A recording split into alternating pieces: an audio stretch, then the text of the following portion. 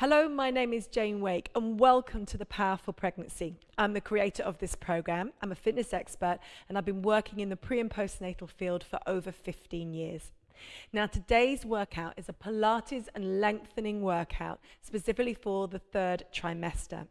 This is a great way to prepare for the birth from the beginning of your third trimester right up until the birth. Now you do need a mat, like this mat here, and you also need some cushions or some towels or something to use as props to support you throughout the workout. And if you've got all those things, make sure you're in comfy clothing, don't need any shoes, water to hand, and then we're set and ready to go.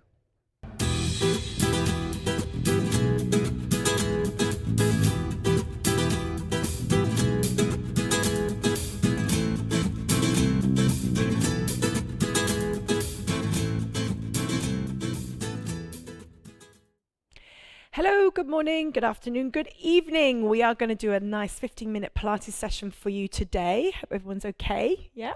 So we're going to start just with doing some little foot pedals. So we're going to take it nice and gently, and I promise we're going to come down to the floor quite quickly as well in this session. But let's just start with the feet because the feet are so important to Pilates, to the whole core connection. So let's just release the feet to begin with, just doing some little foot pedals and just get that kind of feeling of being grounded into the floor. Just feel your feet into the floor.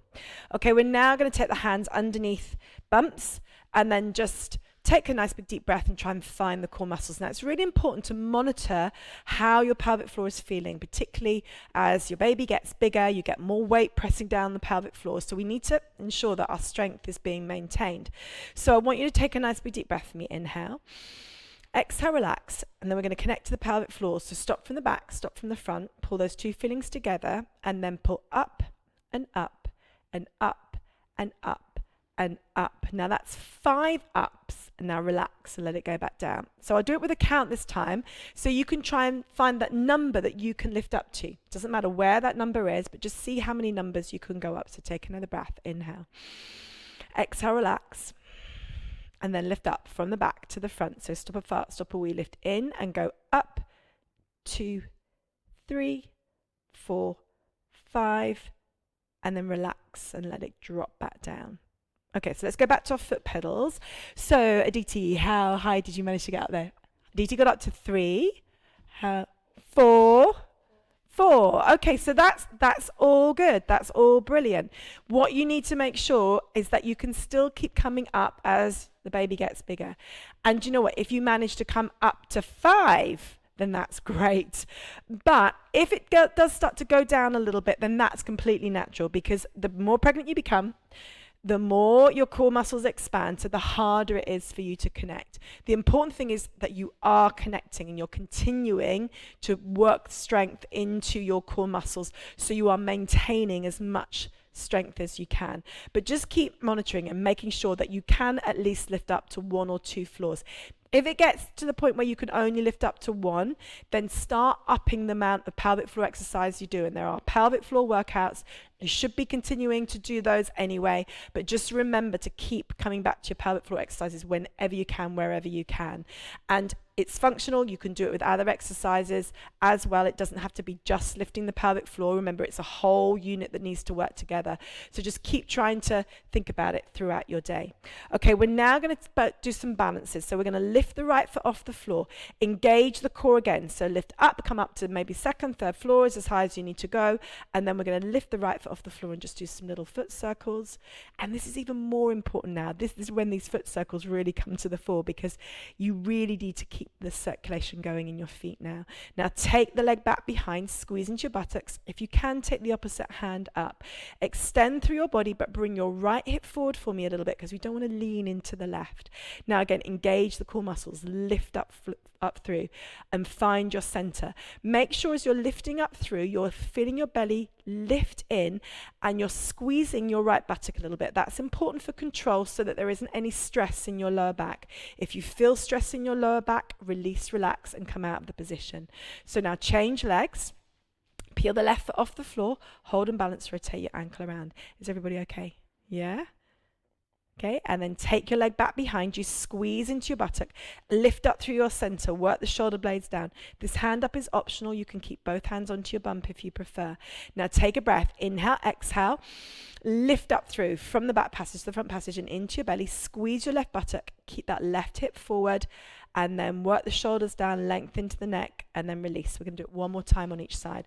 So peel the right foot off the floor, hold and balance. Take the right foot off the floor, rotate the ankle around a couple of times each way, and then take your leg back behind you, extend and lengthen, squeeze into your buttocks, keep the hips nice and level, extend the left hand up. And while the girls are doing this, I'm just going to check backs, because what happens, the more pregnant you get, the more the curve can be exaggerated here. So I want you to really try and connect all the way up through into your pelvic floor now and into your belly, so that you're supporting your back as much as you can. And when you connect to the pelvic floor, change sides. When you connect to the pelvic floor, it helps to draw the tailbone in a little bit, so it will help to reduce that arch in your back. So that's another really important reason to get that core connection and support your spine. Take the leg back behind you, squeeze into your buttocks, opposite hand can go up, work the shoulders down, lengthen into your neck, breathe it through. So take a nice big deep breath for me now. Inhale, exhale, relax, lift into your center. Now we want to make sure we're releasing the calves. So we're going to go back into a calf stretch position and just do those lifts and lowers, making sure that the feet are fixed in tram lines. We're just going to do a couple more of these, but I'm emphasizing these movements for the legs while we're in standing because they are so important to do. You want to keep those calves nice and released. And if you are starting to get cramps into the lower leg and things like that, that's another good reason to be doing them.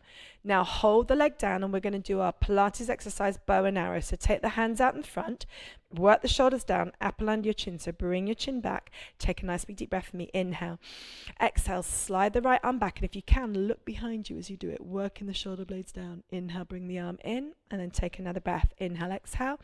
And we're just going to do one on each side. Look behind you. And then bring the arm back in, and then we're going to change sides. Remember when you're doing these movements through the calf that your heels shouldn't be turning in. So you're trying to keep the feet as fixed in tram lines.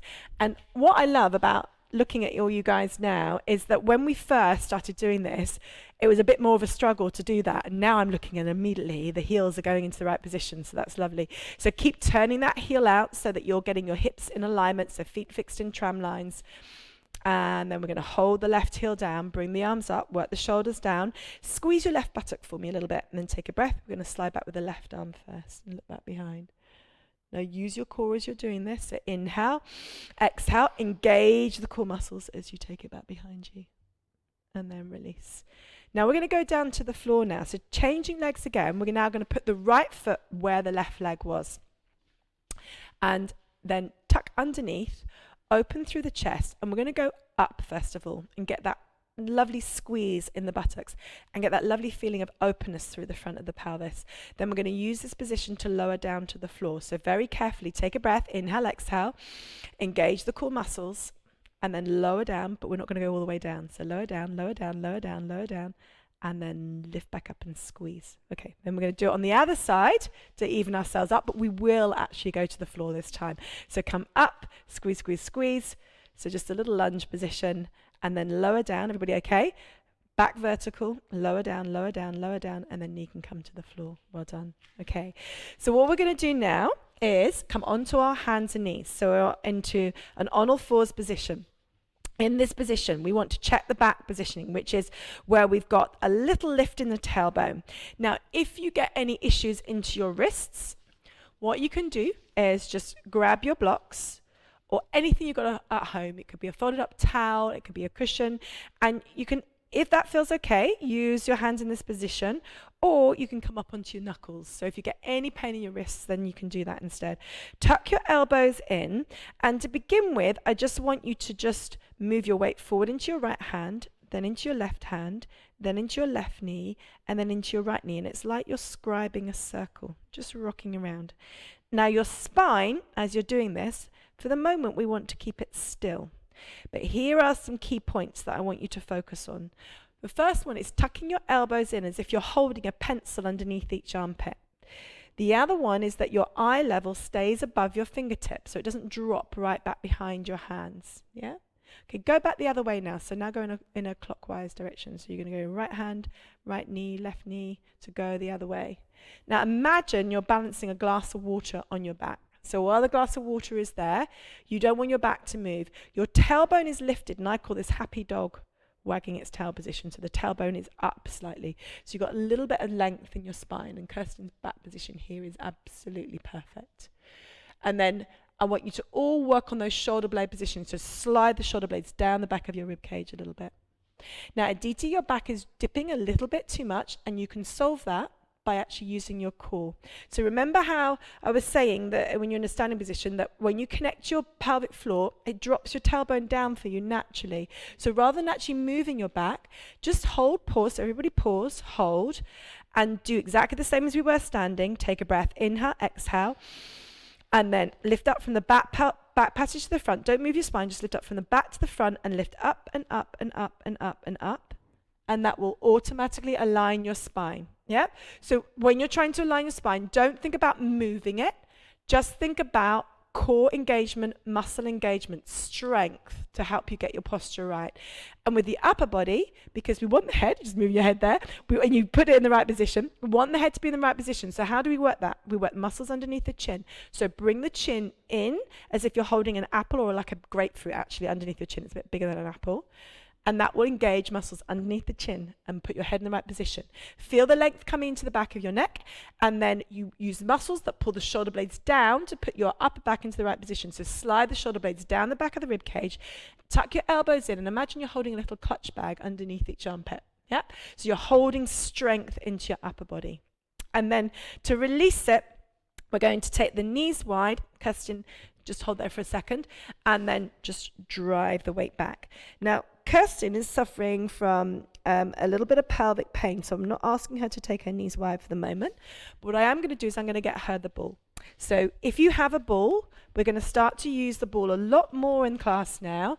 It's really worth getting one of these balls. So what you can do, rather than taking your knees wide, you're going to rest your arms onto the ball. Yeah. And you can pull back there, but keep your knees in. Yeah, and then you get the same stretch, yeah, without taking your knees wide. Yeah, exactly.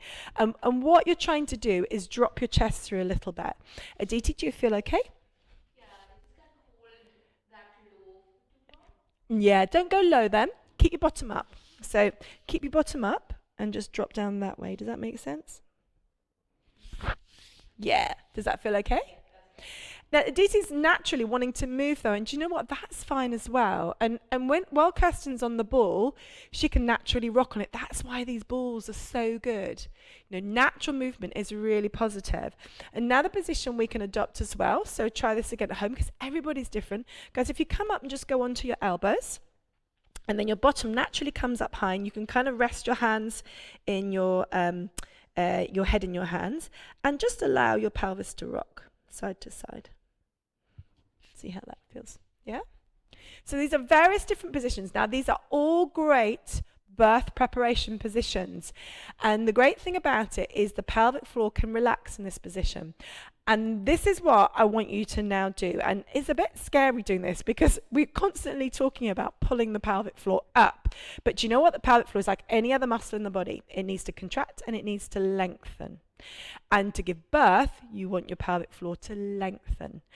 And the more you are able to have that control over your pelvic floor, the less likelihood there is for intervention or tearing. So that's why it's so important to feel your pelvic floor move. And for the moment, I want you to just let the pelvic floor go and relax. So just let the pelvic floor relax.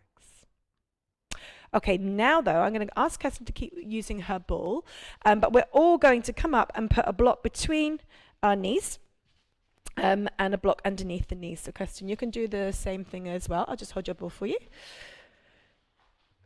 But it's just, basically Kirsten's going to use the ball so she's got a little bit more support.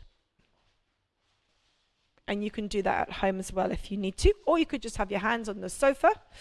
We're just going to hold this position here. Now this is an exercise that we've done before. And we're going to hold the hands up as if you're carrying a tray in front of you. Take a nice big deep breath. Inhale, exhale. Part the hands, squeeze the shoulder blades together and drop them in and down. And then we're going to squeeze the buttocks and then move the knees in on the block. Now, I'm asking Kirsten to rest on the ball so that she can just still work the shoulder blades down, but she's just working with that little bit more support and control. And now I want you to take another breath and lift up through the core muscles. So take a breath, inhale, exhale, and lift up through from the back to the front, and lift up and up and up and up and up, and try and lift up through the pelvic floor. And then release it and relax and let go. And then we're going to do that again. So take a nice big deep breath. Inhale, exhale, part the hands, squeeze the shoulder blades together, squeeze the buttocks, squeeze in on your block or your towel or whatever you've got between your knees, and then lift up and up and up and up. And I should have said take a breath first then. So if you want to do that again, take another breath. Inhale, exhale, lift up and up and up. And just get that lifting up feeling inside. Now, one more thing I want to talk about before we do our next exercise, which is going to be a very big opening stretching exercise, is the fact that if you're ill and you're coughing and you're sneezing a lot, it really can cause issues for the pelvic floor. So there's an exercise that we can do called the knack. And yeah, let's do it without the block, because this is quite important to feel it. You okay? Yeah, you right? Okay, so for this one, the exercise is called the knack, and it's a way of quickly drawing up through the pelvic floor. So if you feel you're going to cough or you're going to sneeze, you've engaged the pelvic floor first before you cough or you sneeze, so you've got a little bit more control on what you're doing. So this is what you do. You think you're going to cough or you sneeze, and you can feel that. You haven't got time to breathe, so you're just going to really quickly go from the back to the front and into your belly. And it's literally like you're shutting the door, yeah? So everybody try that now. So just lift up, back, front, into your belly, then breathe. Yeah? You already have to do that, yeah. And it's called the knack, and it's like this scoop up from the back of your pelvic floor and into your tummy. So let's try it again, okay? So you can feel a sneeze coming, your nose is tickling. So don't worry about if you're holding your breath, doesn't matter right now. You're going to stop a fart, stop a wee, into your belly, then you can release. Okay, so practice doing that. It's not an exercise that we would do generally, but it's what I call an emergency stop exercise. Okay, right, so from now we're going to go into a releasing stretch for the hips. So we're going to cross the right leg behind the left, and you're going to take your hands over to the left, and you're going to draw back, sending your weight into the right hip and releasing and relaxing the right hip out. So just hold that position there. And you should feel a stretch going into your hip, and this is really important. Now breathe it through in this position, inhaling and exhaling, and relax into the position.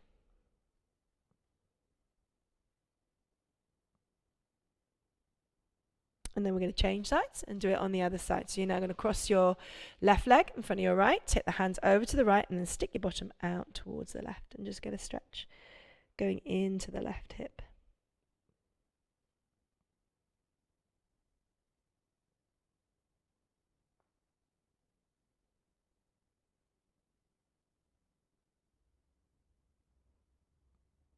And then release and come back up. And then we're just going to do one more stretch to finish off. Now I'm going to ask Kirsten to do this with the ball again. But Aditi and Jana, you can do this with a block underneath your left knee and take the right leg forward. And we're just going to do one more stretch for the front of the hips. So this has to be a focus for us all now, going up towards the birth. This part of the body needs to be open. So we want to keep these muscles nice and long. Now, if you have any SBD issues, you're not going to want to go into this position we're in right now.